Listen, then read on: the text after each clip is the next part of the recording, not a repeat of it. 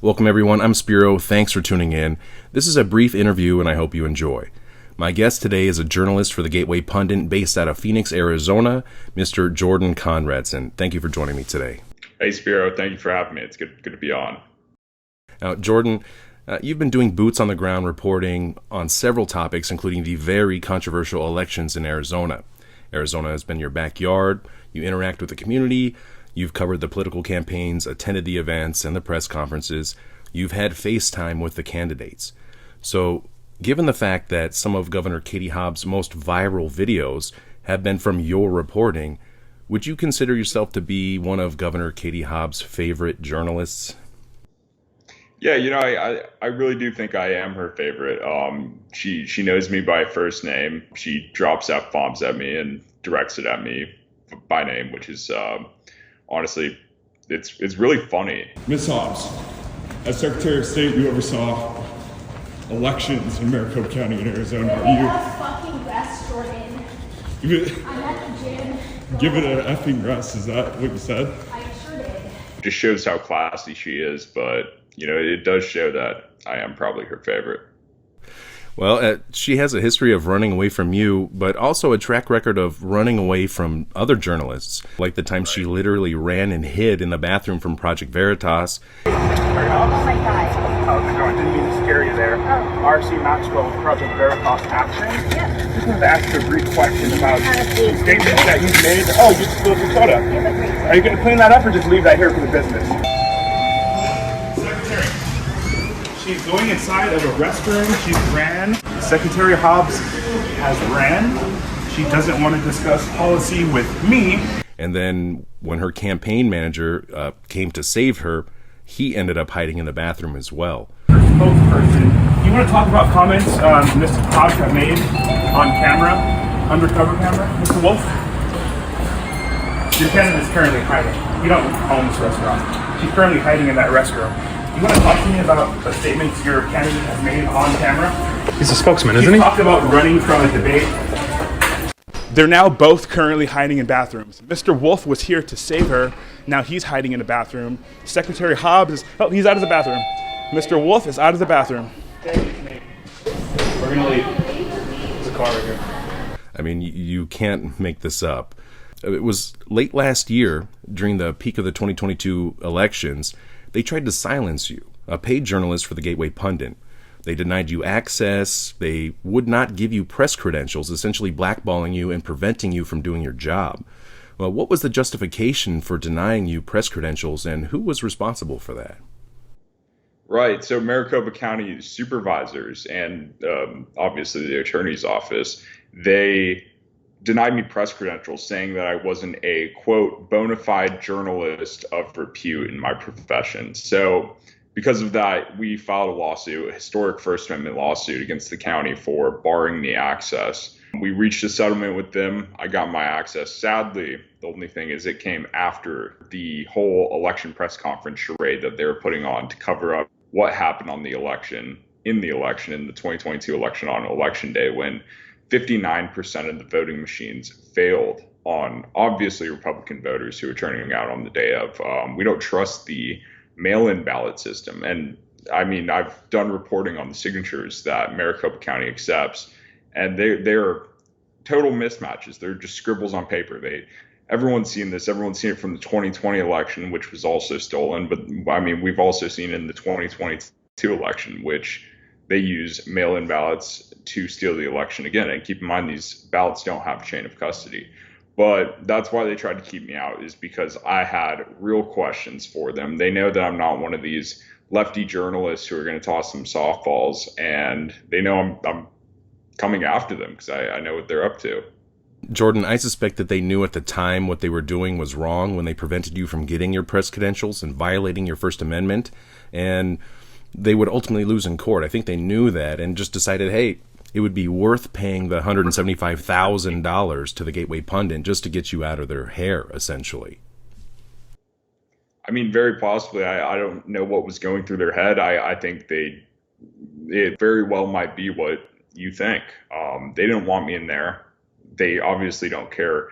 they're totally against transparency, which is the real issue here. Is they're not transparent with the elections. They put out these pre-bunks and information, but it's really that's their disinformation. They're claiming to combat disinformation and misinformation about elections, but no, they just don't want to be transparent. They want to say, trust us or the government. That's kind of Maricopa County in a nutshell. Yeah, it was really the focus of this country, and it had major impacts on this elections, and honestly, the whole world had their eyes on Arizona during that time period. Because it was so important and influential, and everyone was watching it as it happened. Getting back to Katie Hobbs, in addition to her running away from the press and she also seems to have a history of censorship, as it has been revealed lately that while Katie Hobbs was Secretary of State during the elections in Arizona, her office was overseeing those elections, including her own race for governor. It turns out that she was using her office in an official capacity to contact social media companies to get them to censor accounts that she didn't like. Doesn't that sound like election interference, or what's going on there? Yeah, that's exactly what it was. It's another way that they interfered in the recent election to steal it from Kari Lake. Well, I want to go back to the part where she's running from reporters, right? That's not just conservative journalists like the Gateway Pundit and Project Veritas. She even runs away from the left-wing reporters because she's just against transparency. She's afraid to be transparent. And it's funny because that's one of the things she ran on was transparency and being the most transparent administration in Arizona. Oh, you're helping communities deal with Title 40. I'm very sorry. Governor, it's been a week since you vetoed a bill. What do you want? Why won't you take any questions? It's been 4 weeks, Governor, since you've had a gaggle. Why are you avoiding the public? Why are you avoiding the press, Governor? It's been 4 weeks, Governor. Oh, that's the sound of a suburban door. Back to your other question. The censorship campaign from her office, trying to censor people on Twitter, it's just more election interference. She didn't want people to see criticism over her mishandling of the 2020 election being impartial and totally biased against Trump and Trump supporters. Of course, she might use her office to steal our vote. And the same issues arose during the 2022 election. She was called on to recuse herself because she's the most partisan Secretary of State in Arizona history, and probably in one of the most partisan Secretary of States in the country. I mean, her office she uses to steal elections. She is the worst Secretary of State we've ever had in history. She used it to rig the election and censor criticism of her past tweets and make sure that she was installed as governor.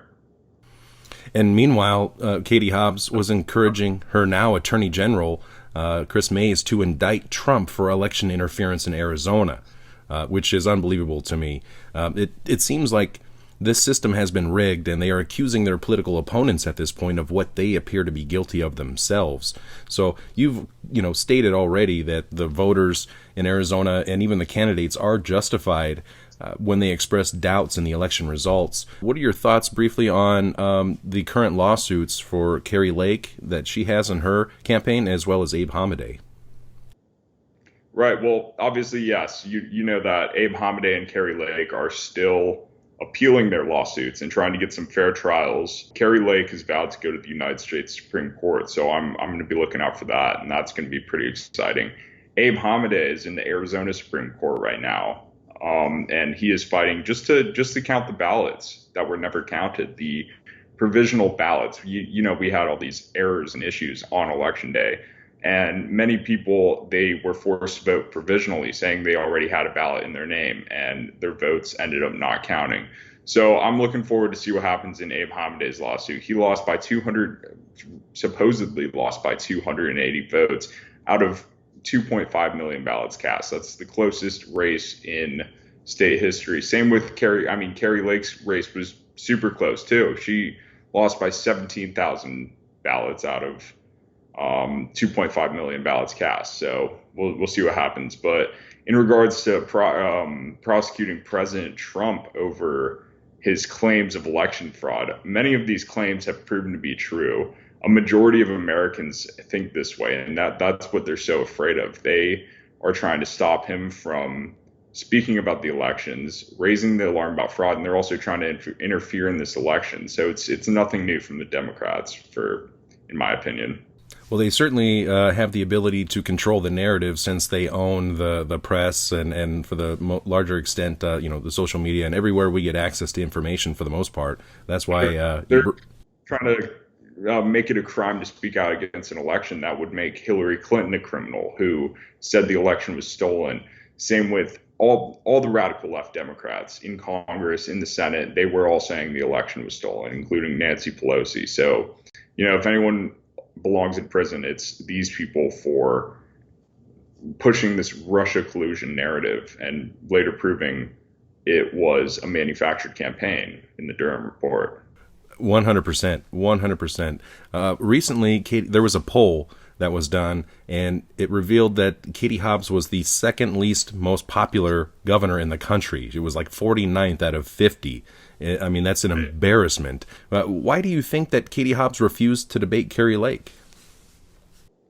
Well, because she can't string together two sentences, so she didn't debate Kari Lake, which, I mean, this is something I think, for example, President Trump, he could get away with not debating in his election in the primary because he's up 40 or 50 points. The thing about Katie Hobbs is she was down 12 points in multiple polls. She was losing big. Everyone thought she should have debated, but she didn't because she had a plan to steal the election. And if she would have debated, it would have blown the whistle on what she actually is, and nobody would have voted for her.